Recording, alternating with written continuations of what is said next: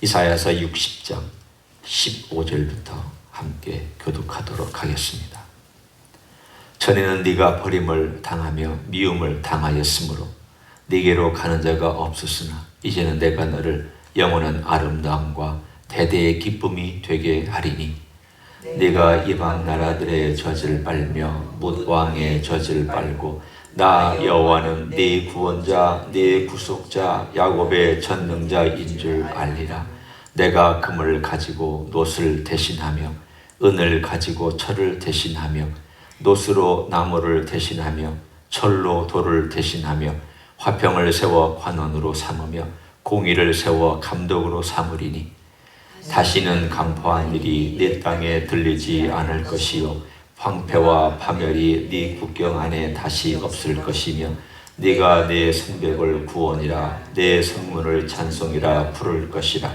다시는 낮에 해가 내 빛이 되지 아니하며 달도 내게 빛을 비추지 않을 것이요 오직 여호와가 내게 영원한 빛이 되며 내 하나님이 내 영광이 되리니 다시는 내 해가 지지 아니하며 내 달이 물러가지 아니할 것은 여호와가 내 영원한 빛이 되고 내 슬픔의 날이 끝날 것임이라. 내 백성이 다 의롭게 되어 영원히 땅을 차지하리니 그들은 내가 심은 가지요 내가 손으로 만든 것으로서 나의 영광을 나타낼 것인즉 그 작은 자가 천명을 이루겠고 그 약한 자가 강국을 이룰 것이라. 때가 되면 나 여호와가 속히 이루리라. 아멘. 어제 함께 나눈 말씀 내용처럼 너라고 하는 이 대상은 일단은 시온성 예루살렘 그리고 회복될 미래의 이스라엘을 의미하고 있습니다. 이 땅의 역사가 언젠가는 끝나겠죠. 우리 다 그렇게 믿고 있잖아요. 분명히 끝날 날이 옵니다. 인간의 전부, 그게 왕국을 이뤘던 왕조든 민주주의든 공산주의든 혹은 우리가 흔히 말하는 어떤 자본주의든 뭐든지 간에 이 세상 인간이 만들어놓은 모든 제도는 다 허물이 많습니다. 그나마 미국 땅이 이 세상에서 그래도 비교적 정직하다는 건 아닙니다. 비교적 정직하고 그래도 세상의 정부들이 부패하고 썩었지만 그래도 덜 썩은 것처럼 우리 눈에는 그래도 보입니다. 그래도 미국도 썩고 미국도 부패한 게 얼마나 많이 있습니까? 영적으로 더 많이 그렇게 되고 정신적으로 그렇게 더 많이 되어가고 있고 세상은 이제까지 많은 시도들을 다 해왔지만 성공하지 못했습니다. 다 실패했고 다 무너졌습니다. 그렇지만 인류 역사에 한 번은 성공한 게 있어야 되잖아요. 여러분 생각은 어때요? 제 생각은 그렇습니다. 한 인류 역사에 에덴 동산에서 하나님과 아담이 가졌던 짧은 성공의 역사, 죄짓기 전에 살았던 그 짧은 성공의 역사가 한 번쯤은 이 땅에서 이루어져야 되지 않느냐. 그리고 누가 해야 되느냐? 인간 지도자들은 못합니다. 성경은 누누이 강조합니다. 인간은 결국 하면 처음에는 출발은 잘하는 것 같지만 마지막이 되면 또 무너지고 부패하고 쓰러지고 망하고 다시 또 다른 게 들어오고 이런 반복된 삶을 이제까지 수천 년 동안 반복하며 살아왔습니다. 근데 마지막 한 번 이 땅에 그 일이 갑작스럽게 이루어질 것이라고 말씀하고 약속해 주셨습니다. 오늘 우리는 이 본문을 읽으면 몇 가지 참 귀중한 메시지를 읽고 느낄 수가 있습니다. 제일 많이 느끼는 것은 뭐냐? 내가 하겠다. 내가 이 일을 하겠다. 그것을 보면은 이 대상이 잘나서 하는 것은 아닌 것 같아요. 어제도 나눴잖아요. 갑자기 어리버리하게 있다가 하나님의 빛이 툭 하고 비치니까 이 빛이 어디서 왔지? 이건 내 빛도 아니고 내가 만들어낸 빛도 아닌데 어디서 이 빛이 왔지? 우리는 그것을 은혜라고 말하지 않습니다. 나는 기대할 수 있는 자격 조건도 없고 나는 하나님을 만족시켜 드릴 만한 일도 하지 못했는데도 불구하고 하나님께서 전격적으로 주신 것이 있으면 그것을 선물, 은혜라고 말합니다. 선물, 은혜죠. 생각해 보십시오. 이스라엘 백성이 지난 2000년 동안 우리 예수님을 대하는 태도를 한번 여러분이 생각해 보십시오. 예수님의 입장으로 지금 이스라엘 사람들, 유대교를 믿는 사람들이 예수님을 대하는 태도를 생각하면 물론 무지해서 그렇지만 몰라서 그렇지만 예수님 얼마나 묵직하게 되었습니까? 예수란 예자만 꺼내면 등 돌리고 침 뱉고 자기 집안에 예수 믿는 사람이 나타나면 우리 말로 우리 표현으로 호적에서 파버리고 자기 공동체에 들이지 않고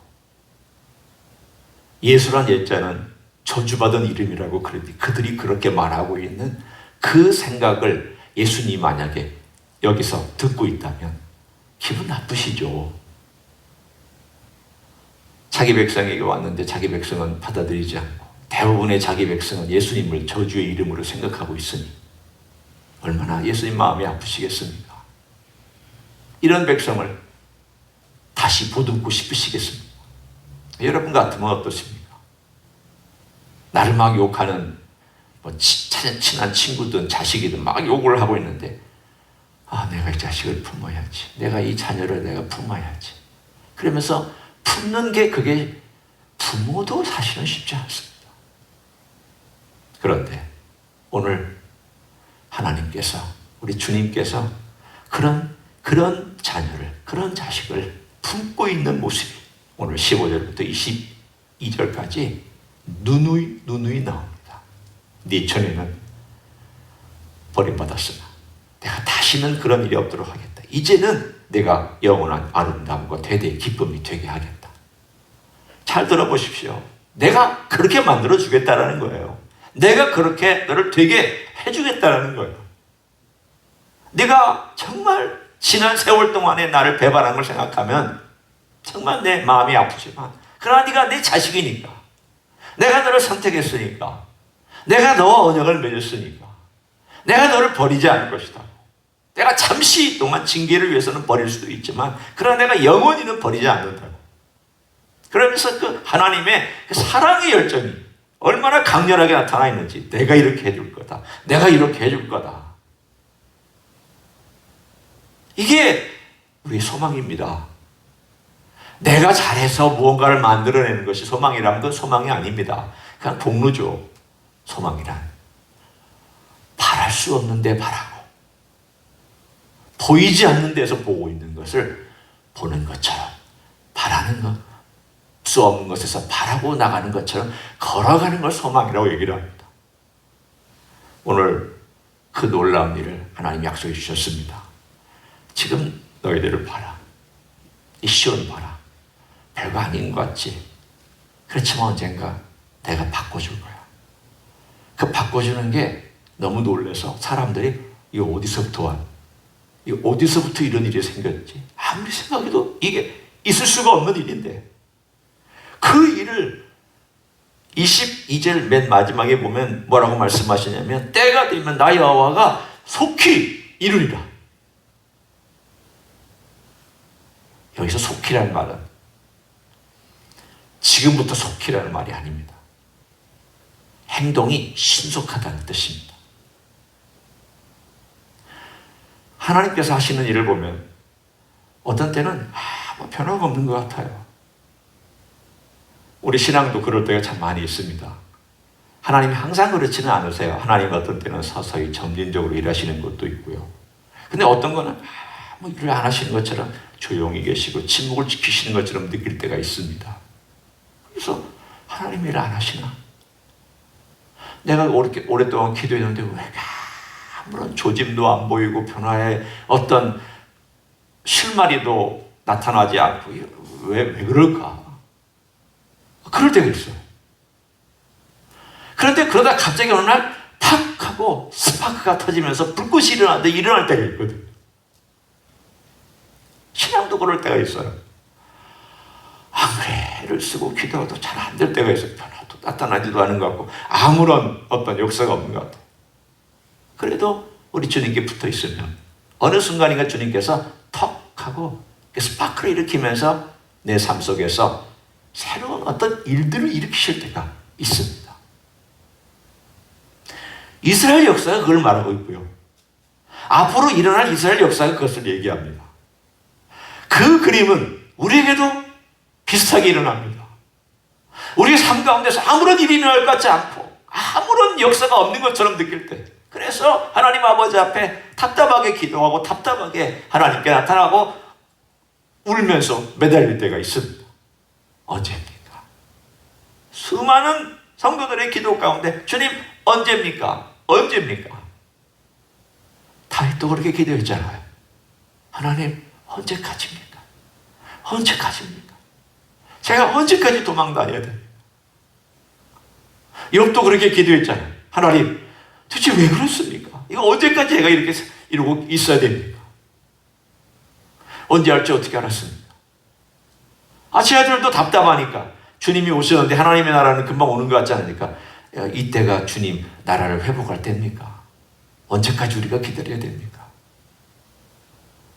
우리의 관심은 언제까지를 알고 싶죠. 그래서 말을 합니다. 말할 수 있습니다. 말해도 괜찮습니다. 하나님께 언제까지 이럽니까? 라고 말해도 괜찮습니다. 왜? 우리 주님 들어주십니다. 아니 유대인들이 예수님을 욕하는 것도 듣고 계시는데 언제까지 이렇습니까? 라는 말씀을 왜 안 듣고 계시겠습니까? 들어주십니다. 그런데 듣고 계시다가 때가 되면, 오늘 본문에 참 멋진 말씀이에요. 때가 되면 하나님의 때가 되면 나 여호와가, 강조하고 계시잖아요. 여호와가 아니고 나 여호와가, 그 다음에 속히 신속하게 갑자기 퍽 하고 어떤 일들이 일어나는 것처럼 펑 하고 터지는 것처럼 그렇게 놀라운 일이 일어날 것이다. 그러니 그때까지 나를 붙들고 기다려라. 그런 메시지잖아요. 그리고 나서 하나님께서 이렇게 지금 현재 있는 자들에게 이런 위로의 메시지를 전해주십니다. 자, 21절, 22절 한번 봅니다.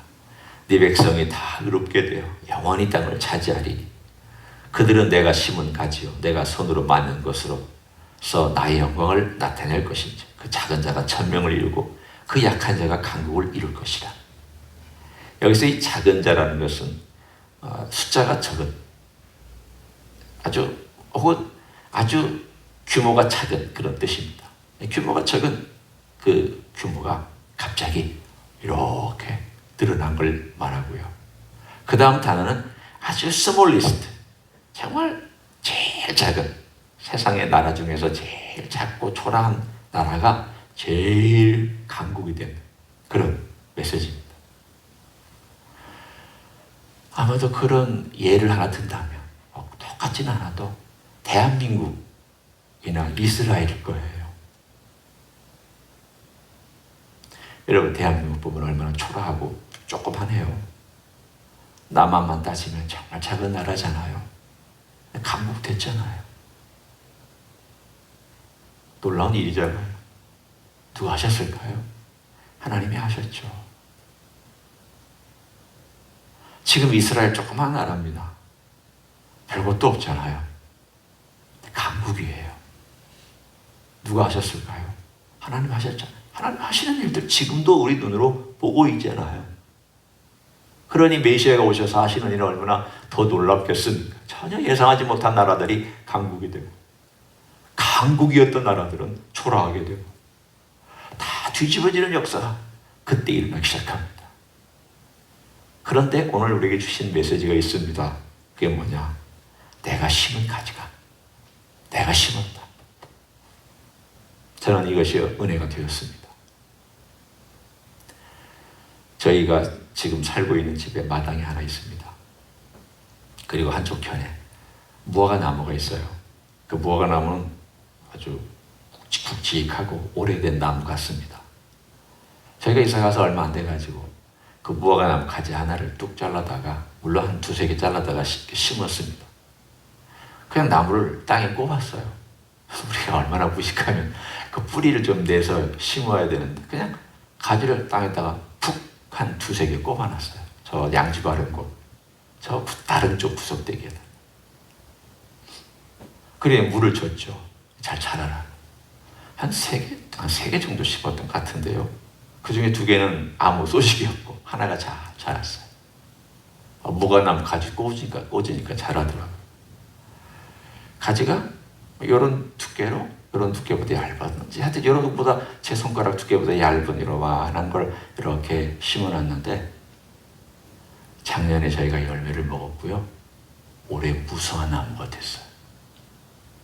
두께가 본 그 요만한 가지 같은 것이 두께가 요만큼 됐어요. 그래서 와, 놀랐다. 생명력이 놀랍지만 참 이 무화과나무 생명력도 그렇지만 우리가 잘 돌보지도 못했는데 이렇게 잘 자라는구나. 햇볕 좋은 곳에, 그리고 물이 있는 곳에 햇볕과 물을 먹고 이렇게 잘 자랄 수도 있구나. 제가 그 생각이 들으면서 하나님이 돌보시면 얼마나 더 잘 자랄까. 비록 척박한 땅에 처음에 심길 때는 힘들어요. 물 좀 주세요. 저는 너무 어려워요. 라고 그렇게 우리가 부르짖고 애타게야 할 그 순간순간마다 하나님께서 물 주시고 돌봐주시고 때로는 가지치게 하시고 그러면서 그 나무를 거기다 심어놨습니다. 오늘 여기에 보면 분명히 그렇게 말씀하고 있어요. 그들은 내가 심은 가지다. 가지를 심었다고 했습니다. 아람들이 큰 나무를 가져다가 하나님 심으신 거 아닙니다. 뿌리채 갖다가 심으신 거 아닙니다. 초라. 남들이 볼 때 살까? 견딜까? 별것도 없네. 그런데 돌보는 이 없는 이 같고 도와주는 이 없는 이 같은데 은밀한 손 가운데서 하나님께서 도와주시고 은밀한 가운데 하나님께서 역사하시니까 어느 순간인가 뚝 하고 커지더니 열매를 맺고 그 열매를 가지고 사람들에게 기쁨을 주는 그런 나무로 내가 심었다. 이 그림을 주님께서 제게 그 무화과나무를 심었던 과정을 이렇게 보면서 제가 이 그림을 보니까 이게 우리를 향하신 주님의 소망의 메시지구나. 우리가 지금은 어쩌면 초라하게 별 볼 일 없는 인생일 수 있습니다. 아무것도 내가 영향력을 행사할 수 있는 게 별로 없는 그런 인생일 수 있습니다. 그러나 주님이 거기 심으시고 주님께서 돌보시고 주님께서 역사하시고 주님께서 그 가지를 향하여 말하기를 네가 지금 작은 자나 스몰리스트, 가장 스몰리스트, 그러나 강국이 될 거다. 강한 나무가 되고 든든한 나무가 되어 내 영광을 드러내는 그런 나무로 내가 쓸 것이다. 주님의 약속이잖아. 이 약속이 이스라엘에게만 있는 약속 아니잖아요. 우리에게도 있는 약속이잖아. 한 사람 한 사람을 향하여 주님께서 주시는 약속은 내가 너를 강국으로. 물론 그 근본적인 큰 그림은 주님의 메시아의 나라에서 이루어지겠지만 그러나 이 땅 위에서도 주님께서 우리가 있는 자리에서 하나님의 영광을 드러내는 그런 나무로 사용하시기를 원하시고 그렇게 훈련하시고 그렇게 만들어 가실 줄 믿습니다. 그런 기대를 가지고 주님이 열심히 그렇게 이루어 주십시오. 주님의 사랑과 열심히 저를 그렇게 이루시고 빚으시고 만들어 주십시오. 주님의 능력으로 그렇게 행하여 주십시오. 오늘도 주님께 부탁하고 기도하면 주께서 보이지 않는 손으로 행하여 가실 줄로 믿습니다.